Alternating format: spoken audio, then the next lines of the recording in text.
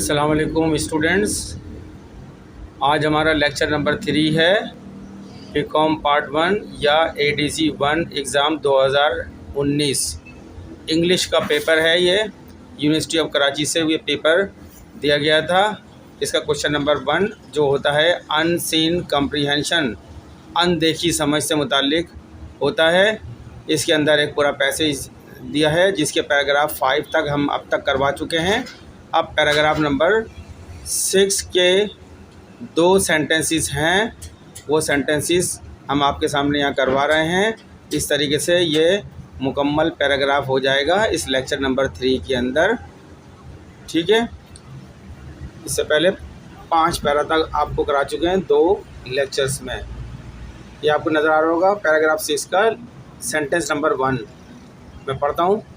The aim of education should be the development of moral and emotional stability at this stage। दोबारा पढ़ता हूँ। The aim of education should be the development of moral and emotional stability at this stage। इसका मैंने तर्जुमा किया है आपकी आसानी के लिए। इस मरहले पर तालीम का मकसद अखलाक की नशोनुमा और जज्बाती इस्तेकाम होना चाहिए। इस मरहले पर तालीम का मकसद अखलाक की नशोनुमा और जज्बाती इस्तेकाम होना चाहिए। यहाँ पे दी एम है। एम का मतलब मकसद होता है, एजुकेशन जो होती है वो तालीम होती है। शुड बी का मतलब होना चाहिए, द डेवलपमेंट यानी नशोनुमा होना चाहिए, ऑफ मोरल एंड इमोशनल यानी अखलाक, moral mean Akhlaq and emotional माने जज्बाती, स्टेबिलिटी माने इस्तेकाम।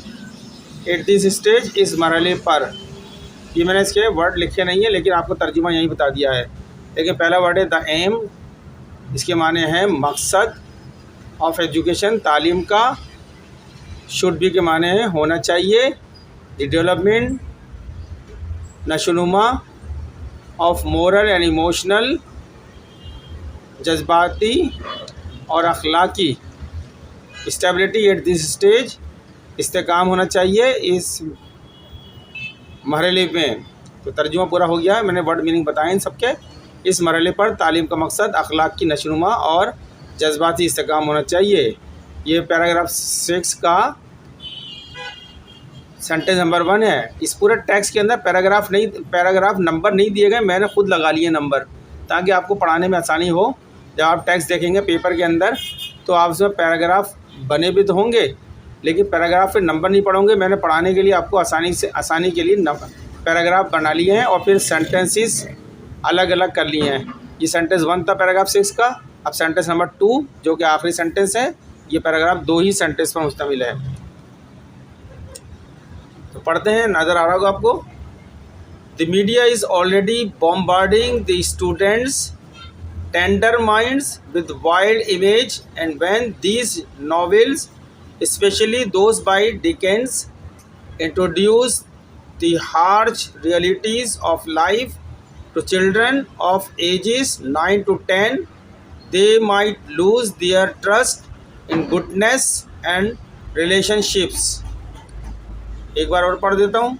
The media is already bombarding the students' tender minds with wild image, and when these novels especially those by Dickens introduce the harsh realities of life to children of ages 9 to 10, they might lose their trust in goodness and relationships। ये मैंने आपके यहाँ पढ़ के दिखाया है, इसका मैंने आपकी आसानी के लिए तर्जुमा लिखा है। असल में मकसद ही समझ में ना आए तो फिर हम उस टेक्स्ट को किस तरह सॉल्व करेंगे, इसलिए मैंने मकसद समझ में आने के लिए आपके सामने यहाँ इसका तर्जुमा लिखा है और हर वर्ड्स के मीनिंग भी बता रहा हूँ आपको, ताकि आपको ये टेक्स्ट समझ में आ जाए। तो इसके नीचे जो सवालात है जो मैं अभी हल बताऊँगा आपको, वो आसानी से हल कर सकें। इसमें बता रहे हैं कि मीडिया पहले ही तालिब इल्मों के नरम जहनों पर जंगली यानी ख़राब गंदी तस्वीरों की बमबारी कर रहा है। और जब ये नावल ख़ास तौर पर डिकेनर के नावलों ने 9 से 10 साल की उम्र के बच्चों को ज़िंदगी तल्ख हकीकतों से रोशनास कराया, तो हो सकता है कि वो अच्छाई और रिश्तों पर से अपना एतमाद खो बैठें। फिर पढ़ता हूँ तर्जुमा। मीडिया पहले ही तालिब इल्मों के नरम जहनों पर जंगली, यहाँ पे वाइल्ड लिखा है, जंगली जिसको हम ख़राब गंदी की उसमें भी ले सकते हैं, तस्वीर की बमबारी कर रहा है। और जब ये नावल ख़ास तौर पर डिकेनर के नावलों ने 9 से 10 साल की उम्र के बच्चों को ज़िंदगी की तल्ख़ हकीकतों से रोशनास कराया, तो हो सकता है कि वो अच्छाई और रिश्तों पर से अपना एतमाद खो बैठे हैं। तो इसके अंदर मैं आपको वर्ड मीनिंग बता देता हूँ। द मीडिया, तो मीडिया ही है जहाँ जो आजकल आप सबको पता है, मीडिया इलेक्ट्रॉनिक मीडिया भी होता है और प्रिंटिंग मीडिया भी होता है, जिसमें अखबारात, कापी, किताबें, रोज़ रिसाले वगैरह जो होते हैं प्रिंटिंग मीडिया। और जो आपका इलेक्ट्रॉनिक मीडिया है इसमें सब आ जाते हैं, इंटरनेट वगैरह आ जाते हैं, टीवी केबल आ जाते हैं, मोबाइल्स आ जाते हैं, सभी इलेक्ट्रॉनिक मीडिया होते हैं। Is already bombarding, is already माने पहले ही, बम्बार्डिंग माने जो है बमबारी करना। द स्टूडेंट्स तालिबे इल्म, टेंडर माने नरम, माइंड्स माने उनका जहन, विद वाइल्ड इमेजेस यानी जंगली फ़ोटो, जंगली तस्वीर या ख़राब तस्वीर या बुरी तस्वीर जो भी कह सकते हैं इसको। एंड व्हेन दीज, और ये जब ये नॉवेल्स, ये जो है नावल्स होते हैं, इस नावल्स के लिए हम नॉवेल ही बोलेंगे, जिसमें कहानियाँ वगैरह होती हैं, दास्तानें होती हैं, बड़ी बड़ी दास्तानें होती हैं नॉवेल्स। स्पेशली ख़ास तौर पर दोज बाई डिकेंस, डिकेन एक राइटर है, या डिकेन के नाम से जो नावल आ रहे हैं, इंट्रोड्यूस दी हार्श रियलिटीज़, डिकेन ने जो इंट्रोड्यूस कराया है अपने नावलों में हार्श रियलिटी, ज़िंदगी की तल्ख़ हकीकतों को, ऑफ लाइफ टू चिल्ड्रन, बच्चों को, of ages 9 to 10, they might lose, वो शायद जो हैं एतमाद खो बैठे हैं। लूज़ का मतलब है लूज़ दियर ट्रस्ट, अपना एतमाद खो बैठे हैं। शायद, माइट के लफ्ज़ शायद के लिए आया है यहाँ पे। इन गुडनेस, अच्छाई, एंड रिलेशनशिप, अच्छाई और रिश्तों पर से अपना एतमाद खो बैठे हैं। ये मैंने वर्ड मीनिंग लिखी नहीं, यहाँ पे अलग अलग मीनिंग आपको बता दी है। तो ये हमारा जो है अनसीन कॉम्प्रीहेंशन, जो कराची यूनिवर्सिटी का पेपर था बीकॉम पार्ट 1 2019 का। आजकल बीकॉम पार्ट 1 का नाम एडीसी पार्ट 1 है, ठीक है, इंग्लिश का पेपर। तो उसका क्वेश्चन नंबर 1 अनसीन कॉम्प्रीहेंशन था, जिसका पूरा टेक्स्ट का मैंने यहाँ पे आपको पूरा तर्जुमा बता दिया है, उनके में इस्तेमाल होने वाले तमाम मीनिंग बता दिए, ठीक है। ये 1 to से लेके 6 पैराग्राफ में था और मैंने इसको मुकम्मल कराया अपने 3 लेक्चर्स के अंदर, ठीक है। अब इसके बाद मैं आपको बताता हूँ इसमें इस्तेमाल होने वाले क्वेश्चन जो दिए गए हैं, उनका मतलब वो क्या पूछना चाह रहा है आपसे, ठीक है। मैं आपको वो सवालत आपको दिखाता हूँ, आपके पेपर होगा तो नज़र आ रहे होंगे, लेकिन यहाँ मेरा काम आपको सवालत बताना है कि ये क्या पूछ रहे हैं, इसका मतलब क्या है सवाल का।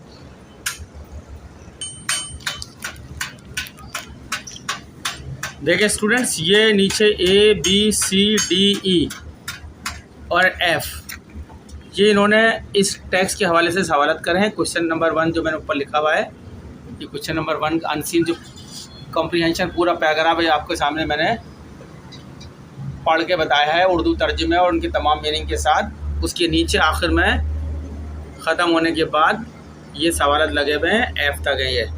पहला सवाल है, what does the writer mean by the role of literature in the development of personality, question mark क्या है क्वेश्चन।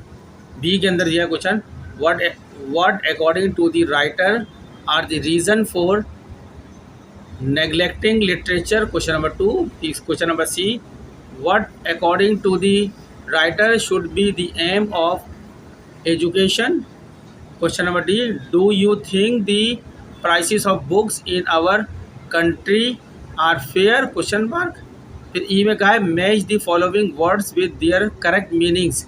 अब ये जो वर्ड दिए गए हैं, इन जो 1 2 3 4 5 सब वर्ड दिए गए हैं, उसके राइट साइड पे जो वर्ड लिखे हैं उनमें से इन वर्डों के साथ किसकी मीनिंग मिल रही है वो बतानी है हमने, ठीक है। फिर हम यहाँ पे F दिया है, give this passage and appropriate title. फिर कहा गया है कि इसका एक मुनासिब टाइटल क्या बनता है, आप वो टाइटल यहाँ पे दें। इस तरीके से यह है आपका जो है क्वेश्चन नंबर के, अभी हम पढ़ के सारे बताएंगे तर्जुमा करके आपको एक एक का सॉल्व, फिर आप आसानी से कर लेंगे। तो इसी सवाल से अगर आपने इस सवाल को सही तरीके से समझ लिया है तो इसके साथ क्वेश्चन नंबर 2 आता है, जो नीचे आप नज़र आ रहे होंगे। Summarise the passage given in question number 1 में जो पैसेज दिया गया है उसका खुलासा लिखें। ये खुलासा लिखने के लिए आता है। तो ये सवाल इस तरह ज़्यादा नंबर का बन जाता है, लेकिन अक्सर स्टूडेंट इस सवाल को छोड़ देते हैं, उनसे नहीं होता ये सवाल। मेरा मकसद बताने का है कि इस सवाल पे मैं ज़्यादा जोर दूंगा। बाकी तो आपका किताबों के हैं, आप उसकी समरी वगैरह रट्टा लगा के आए थे, इम्तान में कर लेते हैं, लेकिन ये आपको अनसीन पैसेज होता है, आपको वही करना होता है खुद, इसलिए इसकी प्रैक्टिस मैं करा रहा हूँ यहाँ पर। तो स्टूडेंट्स, अब मैं यही सवाल आपको बोर्ड पर लिखता हूँ, फिर उसका मतलब बताता हूँ, उनकी मीनिंग बताता हूँ।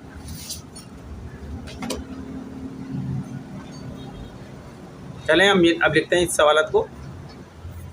देखिए स्टूडेंट, पहला क्वेश्चन मैंने यहाँ लिख दिया है, अभी आपको दिखाया था मैंने पेपर का। पहला question number A, what does the writer mean by the role of literature in the development of personality, question mark. दोबारा पढ़ता हूँ। What does the writer mean by the role of literature in the development of personality, question mark. इसकी मैंने तर्जुमा करा आपकी आसानी के लिए, ताकि आप समझ जाएं क्या पूछ रहा है राइटर। शख्सियत की नशोनुमा में अदब के किरदार से मुसन्निफ़ का क्या मतलब है। यहाँ मैंने जो है ये व्हाट डज तो सवाल कर रहा है, द राइटर माने मुसन्निफ़, मीन माने मतलब, रोल माने किरदार, लिटरेचर माने अदब, इन द डेवलपमेंट ऑफ पर्सनैलिटी शख्सियत की नशोनुमा में, शख्सियत की नशोनुमा में, ये इनके वर्ड की मतलब है। ठीक है, अब आपने इसका जो है आपने पूरा टेक्स्ट अभी आपने समझ लिया है पूरा उर्दू में भी, तो आप शख्स उसमें क्या बताने जा रहे हैं, शख्सियत की नशोनुमा में अदब के किरदार से मुसन्निफ़ का क्या मतलब है। आप इसको तर्जुमे को बार बार देखें, इसको देखें, ये आया है ऊपर पैराग्राफ में इस्तेमाल किया गया है। चलें अब नेक्स्ट सेकंड क्वेश्चंस देखें स्टूडेंट्स। मैंने इस सवाल नंबर जो ए है पहला, जिसमें कहा था what does the writer mean by the role of literature in the development of personality, आपके इसका मैंने तर्जुमा आपके सामने आपकी आसानी के लिए लिख दिया था। शख्सियत की नशोनुमा में अदब के किरदार से मुसन्निफ़ का क्या मतलब है। तो मैंने इसका एक जवाब लिखा है आपके सामने, इसको पढ़ के आपने इम्तान में इस तरह जवाब देना है। ठीक है, जवाब इसका है द ऑथर इम्प्लाइज दैट, और अब the author implies that literature plays an indispensable role in the development of a rational and emotionally balanced personality। दोबारा पढ़ता हूँ जवाब। The author implies that literature plays an indispensable role in the development of a rational and emotionally balanced personality। यानी मैं इसका मतलब मैं उर्दू में भी मैंने लिख दिया यहाँ पे, आपको पता जाओ। मुसन्निफ़ का मतलब है, यानी ऑथर को मुसन्निफ़ कहते हैं यहाँ पे। इम्प्लाइज़ का मतलब है मतलब है, मतलब यानी मीन्स की जगह मैंने इम्प्लाइज़ का लफ्ज़ इस्तेमाल करा है, राइटर की जगह पे ऑथर लफ्ज़ इस्तेमाल करा है मैंने यहाँ पे। मुसन्निफ़ का मतलब है, दैट के मतलब होता है कि, अदब मानी लिटरेचर, अदब plays an indispensable role in the development of a rational, यहाँ रैशनल के माने अकली, ये में लफ्ज़ आया है यहाँ नीचे, रैशनल के माने अकली, एंड इमोशनली, और इमोशनली के माने हैं और जज्बाती, बैलेंस माने मुतवाज़िन। मैं एक वर्ड का मतलब बता रहा हूँ। पर्सनालिटी का मतलब है शख्सियत, डेवलपमेंट ऑफ का मतलब होता है नशोनुमा, रोल किरदार को बोलते हैं, प्लेस अदा करता है, अंजाम देता है। ये सारे वर्ड की मैंने मतलब आपको बता दी है। अब ये उर्दू मतलब दोबारा सुन लें, पहले आंसर दोबारा देता हूँ मैं। The author implies that literature plays an indispensable माने नागुज़िर, इंडिस्पेंसिबल रोल, रोल माने किरदार, indispensable role in the development of, नशोनुमा में, किरदार जो नशोनुमा में, ऑफ आ रैशनल माने अकली, एंड इमोशनली माने जज्बाती, बैलेंस मुतवाज़िन पर्सनालिटी। ये मैंने इसका जवाब दिया, चंद अल्फाजों के अंदर इसका जवाब बनाए, जिसका मतलब उर्दू में आपके सामने। मुसन्निफ़ का मतलब है कि अदब अकली और जज्बाती तौर पर मुतवाज़िन शख्सियत की नशोनुमा में एक नागुज़िर किरदार अदा करता है। तो स्टूडेंट, मेरा बताने का मकसद है कि ये पूरा पैराग्राफ मैंने आपको समझा दिया है, बहुत बड़ा पैराग्राफ था, वो पूरा बहुत बड़ा पैसेज था, अनसीन यानी कोई भी कहीं से उठा के देंगे जो आपने पहले नहीं पढ़ा होगा, ऐसा पैसेज देंगे उठा के। आप जब तक नहीं कर सकते जब तक आपकी उसका पूरी वोकैबुलरी अच्छी तरीके से नहीं पता हो, उसका मतलब ना पता हो, तो आपको सही मफ़हूम नहीं मिलेगा। मतलब पता होगा तो आप फ़ौरन 3-4 लाइनों में उसके सवाल, आप पूछे गए सवालों का जवाब दे देंगे। जैसे यहाँ पूछा था कि शख्सियत की नशोनुमा में अदब के किरदार से मुसन्निफ़ का क्या मतलब है, तो हमने जवाब दिया मुसन्निफ़ का मतलब है कि अदब अमली और जज्बाती तौर पर मुतवाज़िन शख्सियत की नशोनुमा में एक नागुज़िर किरदार अदा करता है। ऊपर इंग्लिश में लिखा हुआ है। तो ये मैंने आपको एक आंसर बना के दिखाया आपकी सहूलत के लिए। मैं हर सवाल में आंसर नहीं दूंगा, एक इसमें आपको बता रहा हूँ करके कैसे किया जाएगा, ठीक है। बाकी मैं आपको सामने सिर्फ सवाल का तर्जुमा समझा दूंगा, आंसर आपने देना है। ये अभी मैंने सैम्पल पहला था इसलिए मैंने एक आंसर आपको करके दिखा दिया। इस तरह इम्तहान में आंसर देने, मैं सिर्फ आपको समझाऊँगा पूरा पेपर, यहाँ पर उसकी वोकैबुलरी हर वर्ड समझाऊँगा, उसका उर्दू तर्जुमा बताऊँगा। सॉल्व आपने करना है, एक आपको मैंने सैम्पल दे दिया कि इस तरीके से आपने सॉल्व करना है। तो चलते हैं क्वेश्चन नंबर, इसका बी में क्या दिया है देखते हैं। Question number B students, question number B हम देखते हैं। What according to the writer are the reasons for neglecting literature question mark. ये क्वेश्चन नंबर बी दिया गया है पैसेज के नीचे। What according to the writer are the reasons for neglecting literature. मैंने इसका तर्जुमा करा है, मुसन्निफ़ के नज़दीक अदब को नज़रअंदाज करने की वजूहात क्या हैं। राइटर जो ऑथर है उसके नज़दीक अदब को नज़रअंदाज करने की वजूहात क्या हैं। अब जब आप इसका जवाब लिखेंगे तो आंसर बी का जवाब लिखेंगे तो आप इस तरीके से जवाब लिखिएगा। इस सवाल में तो मैं जवाब लिखवा रहा हूँ, लेकिन इसके बाद जितने भी दूंगा उसमें सवाल के जवाबात आप पे छोड़ूंगा, पूरा समझाऊंगा, एक एक लफ्ज़ सवाल को समझाऊंगा, लेकिन जवाबात आप लिखेंगे। लेकिन ये मैं पैटर्न दिखा रहा हूँ आपको। तो इसका जवाब है इस तरह शुरू करें। The author gave the following reasons for ignoring the literature. The author gave the following reasons for ignoring the literature. मैंने इसकी उर्दू तर्जुमा करा है, मुसन्निफ़ ने अदब को नज़रअंदाज करने की मुंदरजा झेल वजूहात बयान की हैं। ये वजूहात अब जो हैं मैं बयान कर रहा हूँ। ये सवाल ये मैंने पैराग्राफ से ही लिया, लेकिन लैंग्वेज को थोड़ा चेंज कर दिया अपने अल्फाज में, सेंटेंसेस को, लेकिन जवाब उसी में ही है। रीजंस वजूहात, पहली वजह दी है, it's a general trend in the society that even educated people do not spend much of their time in reading। इसका हमने उर्दू तर्जुमा किया है जो मैंने इंग्लिश में लिखा है आपके सामने, ताकि आपको समझ में आ जाए। माशरे में एक अमूमी रुझान है कि पढ़े लिखे लोग भी अपना ज़्यादा वक्त पढ़ने में नहीं गुजारते। ये एक रीज़न दिया है इसने। दूसरा रीज़न, ये सब उसके अंदर मौजूद हैं उसके पैसेज में, लेकिन लैंग्वेज के अंदर मैंने अपनी लैंग्वेज में सेट किया इसको।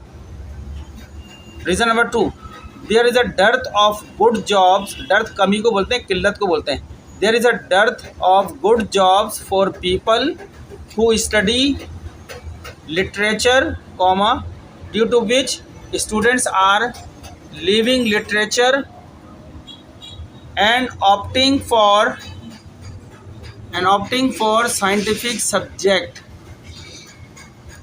इसका मैंने उर्दू तर्जुमा किया है, अदब का मुताल्ला करने वाले लोगों के लिए अच्छी मुलाजमतों की किल्लत है, यानी कमी है, या मुलाजमतें दस्तयाब नहीं हैं, जिसकी वजह से तलबा अदब को छोड़कर साइंसी मज़ामीन को इख्तियार करने लगे हैं, यानी साइंसी मैदान में जाने लगे हैं, साइंटिफिक फील्ड को ज्वाइन करने लग गए हैं। तीसरा रीज़न मैंने ये दिया इसका, उसे अब ये उसी टेक्स्ट से ही लिया गया है जो जिसकी मैंने तर्जुमे करके आपको दिए हैं। लैंग्वेज में थोड़ी बहुत तो आपको चेंजिंग करना पड़ेगी सेंटेंस की, नहीं तो आप वहीं से उसी को लिख देगा टेंस को थोड़ा चेंज करके। Not enough literature is being written that can meet the local needs and the literature that is written is not of a standard। इसका तर्जुमा क्या है? इतना अदब नहीं लिखा जा रहा है जो मकामी ज़रूरत को पूरा कर सके, और जो अदब लिखा जा रहा है वो भी मयारी नहीं है। ये रीज़न, जो सवाल में रीज़न पूछे हैं कि क्यों इग्नोर किया जा रहा है, सवाल था इसका what according to the writers are the reason for neglecting literature. मुसन्निफ़ के नज़दीक अदब को नज़रअंदाज करने की वजूहात क्या हैं। तो ये जवाब मैंने इसका लिखा है। इस तरह आप इम्तिहान में से जवाब लिखेंगे। तो ये दिखा रहा हूँ मैं आपको पूरा।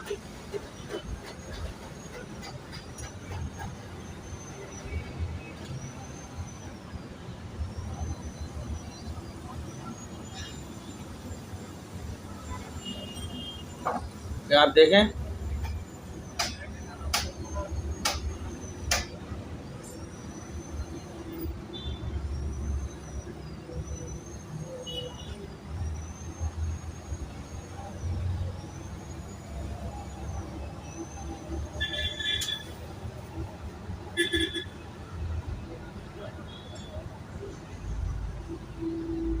ये आपको मैंने पूरा दोबारा इसको दिखा दिया है। तो ये हमारा B question and answer unseen passage का आपके सामने कर दिया है, दिखा दिया है। आप देखते हैं अब नेक्स्ट क्वेश्चन कौन सा है इसका। स्टूडेंट देखें, क्वेश्चन नंबर सी है इसका। पैसेज के नीचे लिखे हुए ए बी तो मैं करा चुका हूँ, आंसर सी है। पहला क्वेश्चन मैं पढ़ देता हूँ, सी क्वेश्चन मैं पढ़ देता हूँ। What according to the writer should be the aim of education। What according to the writer should be the aim of education। तर्जुमा मैंने इसका करा है, मुसन्निफ़ के नज़दीक तालीम का मकसद क्या होना चाहिए। बताना है राइटर के नज़दीक तालीम का पर्पस, एम क्या होना चाहिए। तो मैंने इसका शॉर्ट आंसर लिखा है, लेकिन ये सब आंसर उसी में मौजूद है पैराग्राफ में, लेकिन लैंग्वेज को अब मैंने थोड़ा अपना चेंज करा है उसी बात को। According to the author comma the aim of education should be moral development and emotional stability. इसकी मैंने उर्दू में तर्जुमा किया है, मुसन्निफ़ के नज़दीक तालीम का मकसद अखलाकी तरक्की और जज्बाती इस्तेकाम होना चाहिए। दोबारा आंसर में पढ़ देता हूँ। According to the author comma the aim, aim की जगह पर्पस का लफ्ज़ इस्तेमाल कर सकते हैं, PURPOSE। According to the purpose of education should be moral development and emotional stability. मुसन्निफ़ के नज़दीक तालीम का मकसद अखलाकी तरक्की, तरक्की की जगह हम नशनुमा का लफ्ज़ इस्तेमाल किया हमने यहाँ पे, अखलाकी तरक्की और जज्बाती इस्तेकाम होना चाहिए। तो स्टूडेंट्स, ये हमारा क्वेश्चन नंबर 3 का आंसर है जो हमारे इस पैसेज के अंदर पूछे गए हैं। इस तरह बिल्कुल आप आंसर दीजिएगा, इम्तिहान में नंबर आपको अच्छे मिलेंगे। ये मैं आपकी आसानी के लिए एक लफ्ज़ को बता रहा हूँ, बयान कर रहा हूँ। इसके अंदर अकॉर्डिंग टू का मतलब होता है के मुताबिक, द ऑथर यानी मुसन्निफ़ के नज़दीक या मुसन्निफ़ के मुताबिक कह सकते हैं। द एम ऑफ एजुकेशन, तालीम का मकसद, एम मकसद होता है, ऑफ एजुकेशन तालीम का, शुड भी होना चाहिए, मोरल अखलाकी होता है, डेवलपमेंट अखलाकी तरक्की, मोरल डेवलपमेंट अखलाकी तरक्की, एंड इमोशनल, इमोशनल जज्बाती होता है, स्टेबिलिटी माने इस्तेकाम। ये देखिए मैंने सारे आपका अल्फाज के मतलब बता दिए हैं, जो जो अल्फाज इस्तेमाल हुए हैं सबके मैंने मतलब बताए आपको। चलें आप चलते हैं डी की तरफ चलते हैं। डी में क्या क्वेश्चन करा है इस पैसेज में, राइटर में, ये सवाल में। तो चलें स्टूडेंट्स, क्वेश्चन नंबर डी देखते हैं, फिर उसका आंसर भी देते हैं, उसका तर्जुमा भी देखते हैं। क्वेश्चन नंबर डी में पूछा है, do you think the prices of books in our country are fair. Do you think the prices of books in our country are fair, question mark. क्या आपके ख़्याल में किताबों की कीमतें हमारे मुल्क में मुनासिब हैं? अच्छा, ये जो सवाल किया इसका जवाब आपको पैराग्राफ से नहीं मिलेगा, लेकिन इसका जवाब आप अपने अल्फाज में लिखेंगे। इस वक्त जो मुल्क में किताबों की कीमतें चल रही हैं, क्या वो मुनासिब हैं? एक आम गरीब आदमी जो पढ़ाई अपने बच्चों को पढ़ा रहा है, क्या वो ख़रीद सकता है किताबें? इतनी उसकी आमदनी है जितनी किताबों की प्राइस है। क्या अगर उसके बाद 2-3 बच्चे हैं और उसको पढ़ाना चाहता है तो उनके लिए किताबें करने की सलाहियत रखता है, जिसकी 12-15 हज़ार रुपये महीने की इनकम आ रही है। ज़्यादातर लोग ऐसे ही हैं जो फैक्ट्रियों में काम करते हैं, 12-15-20 हज़ार रुपये की इनकम वाले लोग। तो इसका जवाब थोड़ा सा आपको अपने पास से करना पड़ेगा, लेकिन उसने थोड़ा सा टच तो दिया है इसके अंदर किताबों की कीमतों के हवाले से कि जिसके प्राइसेस बहुत हाई चल रही हैं किताबों की, नई किताबों की। तो मैंने इसका आंसर लिखा है, answer D. In my opinion comma, यानी मेरे ख्याल में, द प्राइसेस ऑफ बुक्स, किताबों की कीमतें, इन आवर कंट्री, हमारे मुल्क में, आर नॉट क्वाइट रीज़नेबल, बिल्कुल मुनासिब, रीज़नेबल मुनासिब, बिल्कुल मुनासिब नहीं है, comma, rather the prices of books are touching the sky, बल्कि अब मैं तर्जुमा कर देता हूँ यहाँ करने के बजाय। ये मैंने लिखा है, मेरे ख़्याल में हमारे मुल्क में किताबों की कीमतें बिल्कुल मुनासिब नहीं हैं, बल्कि किताबों की कीमतें आसमान को छू रही हैं। ये मेरा अपना आंसर है जो इन्होंने अपने अल्फाज में कहा है। यानी किताब के उसके अंदर तो सिर्फ प्राइसेस के पर जिक्र किया गया है कि प्राइसेस बहुत, नई किताबों की कीमतें बहुत महंगी हैं, ये जिक्र किया गया है। तो हमसे सवाल किया गया हमारे अपने कंट्री में हमारे मुताबिक, इन माय ओपिनियन बता रहे हैं, तो हमने बता दिया कि हमारे मुल्क की भी हालत यही है इस वक्त, किताबों की कीमतें इतनी ज़्यादा है कि आसमान को छू रही हैं।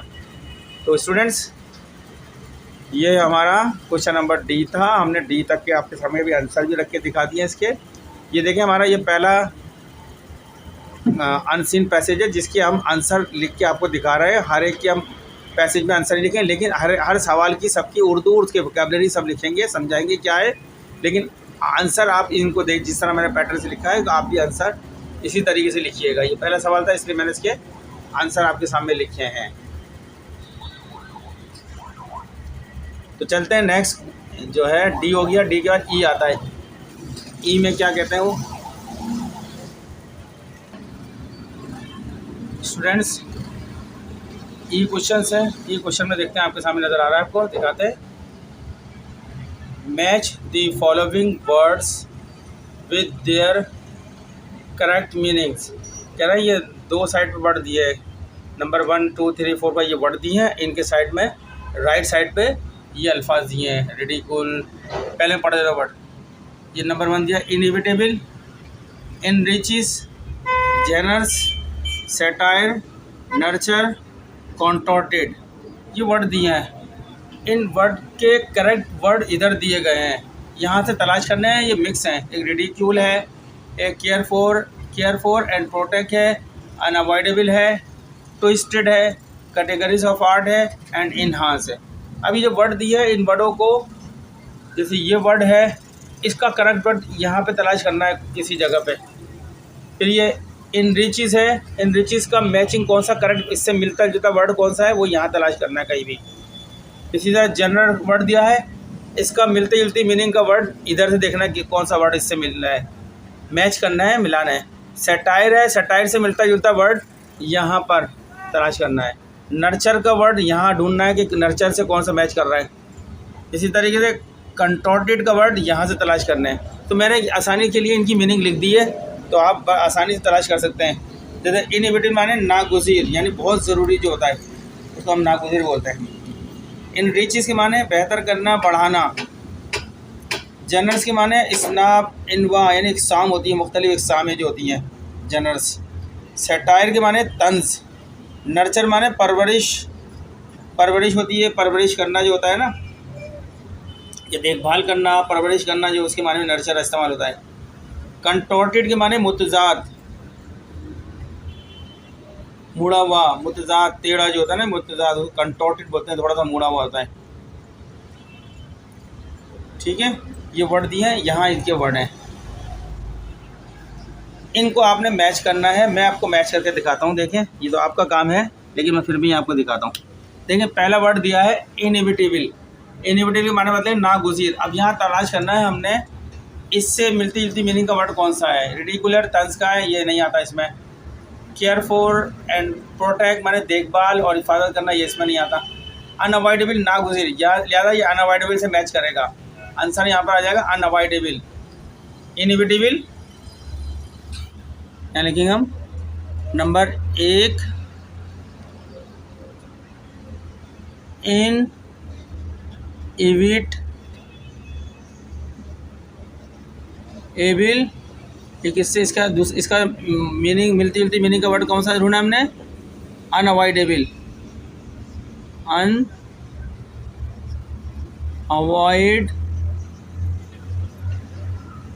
एबिल, ये वर्ड हमने मैच कर दिया इसके साथ।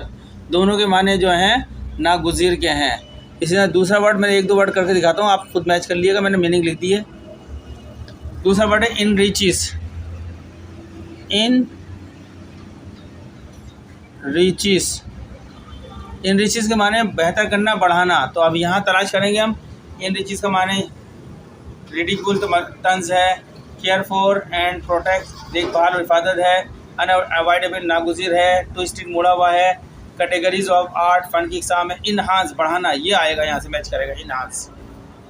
यहाँ हम लगा देंगे, इससे मैच करेंगे इन हैंस बढ़ाना, ये वर्ड उठा के लेंगे। फिर इसी तरह थर्ड होगा,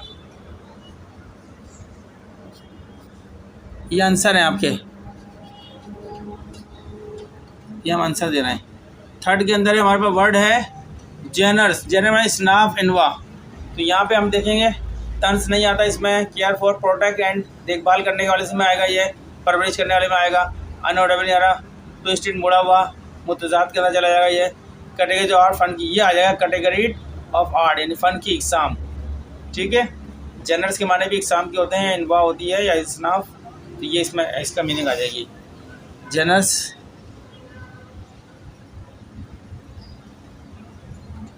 जेनर्स का वर्ड मैच करेगा किससे, कैटेगरीज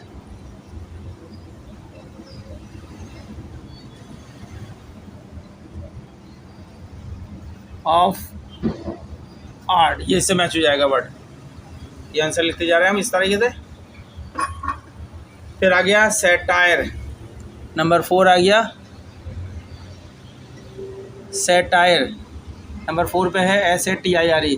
सैटायर को मैच करना हमने। इस सैटायर को मैच करना है। सैटायर के माने तंज। ये किससे, यहाँ पे देखो रेडिकुल से होगा, ये बराबर तंज के माने रेडिकुल। RIDICUL,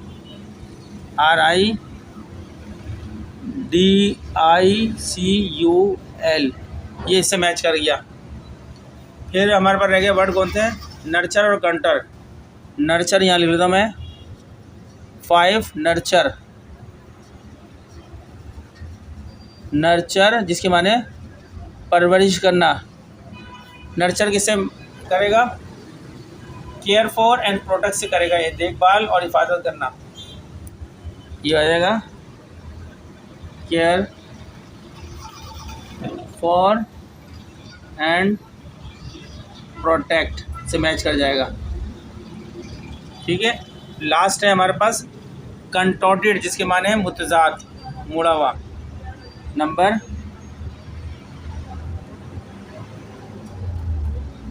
6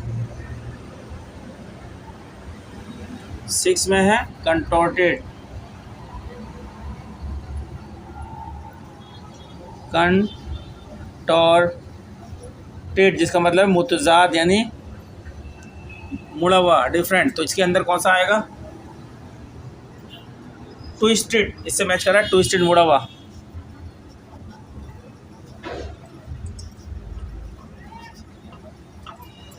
तो ये स्टूडेंट्स, ये हमने आपके सामने ई जो क्वेश्चन में वर्ड दिए हैं उनका मतलब भी बता दिया आपको, उर्दू मीनिंग क्या है।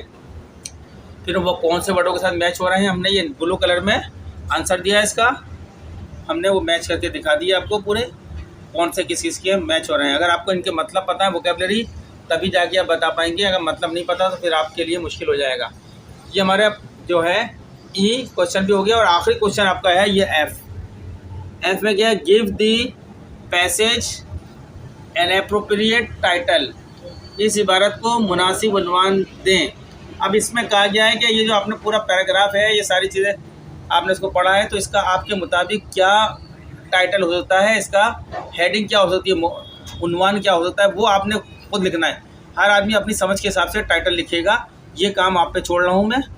इसका आप जो है कोई मुनासिब टाइटल दें 2, 3, 4 वर्डों के अंदर कि इसका टाइटल क्या होना चाहिए इस पूरे पैराग्राफ का।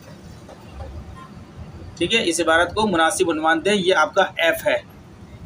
कौन था एफ में, give this passage N appropriate. तो स्टूडेंट्स, मैंने ये पैसेज जो बीकॉम पार्ट 1 और आजकल बोलते हैं ADC 1 एग्ज़ाम 2019 का था, ये एग्ज़ाम 2019 का था। इसका क्वेश्चन नंबर, इंग्लिश का पेपर था, ये कराची यूनिवर्सिटी का रेगुलर कैंडिडेटों का पेपर था ये। इसका ये क्वेश्चन नंबर 1 था, अनसीन कम्प्रीहेंशन।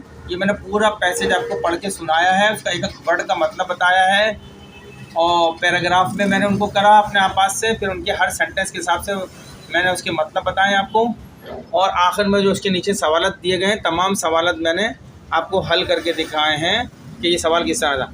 अब इसी के साथ दूसरा सवाल होता है, वो होता है इसका खुलासा लिखना। खुलासा जब आपको ये आपने पढ़ के अच्छी तरह समझ में आ गया है, तो एक पैराग्राफ की शक्ल में आप उसका खुलासा लिख दें, वो क्वेश्चन नंबर 2 है। ठीक है, वो आप कर सकते हैं। जो ये क्वेश्चन नंबर 1 कर लेगा अच्छी तरीके से, वो लाजमी वो क्वेश्चन नंबर 2 करेगा। इस तरह उसका काफ़ी अच्छा खासे नंबर बन जाते हैं एग्ज़ाम। ये पहले इनका नाम होता था BA, BCom, BSc, ये पार्ट 1 में इंग्लिश होती थी, और अब नाम हो गया ADC, ADA और ADS। ये पार्ट 1 की इंग्लिश है। पेपर में कोई फ़र्क नहीं है, पेपर वैसे ही आ रहा है, सिर्फ नाम बदला गया है। तो अगर स्टूडेंट आपको हमारी ये मेहनत अच्छी लग रही है, हम सही समझा रहे हैं, को समझ में आ रहा है, आपके लिए फ़ायदेमंद है, तो आप हमारे इस चैनल को सब्सक्राइब करें। उसके साथ एक बेल शेप है, वो भी दबाएं, ताकि जैसे हमारा दूसरा लेक्चर अपलोड हो वो आपके पास पहुंच जाए। आप इसको लाइक भी करें, आगे शेयर भी करें, ताकि और लोग भी इससे इस्तेफादा हासिल करें। इससे हमारी हौसला अफजाई होगी, तो हम सारे पेपर हल करेंगे, इंग्लिश के, BA के, BCom के, BSc के। वक्त थोड़ा लगेगा, लेकिन सब हल करते जाएंगे। इसी तरह इंटर में CSS के अंदर जो आए हैं मुख्तलिफ जगह पर, जहाँ ये पैराग्राफ के सवाल आए हैं, और आगे ग्रामर भी और मुख्तलिफ अंग्रेज़ी से मुतालिक चीज़ें जो है हम यहाँ पे इस चैनल में करेंगे। ये हमारा चैनल है, इसमें हम सिर्फ एग्जामिनेशन के पॉइंट ऑफ व्यू से सारा कुछ करेंगे। Thank you very much.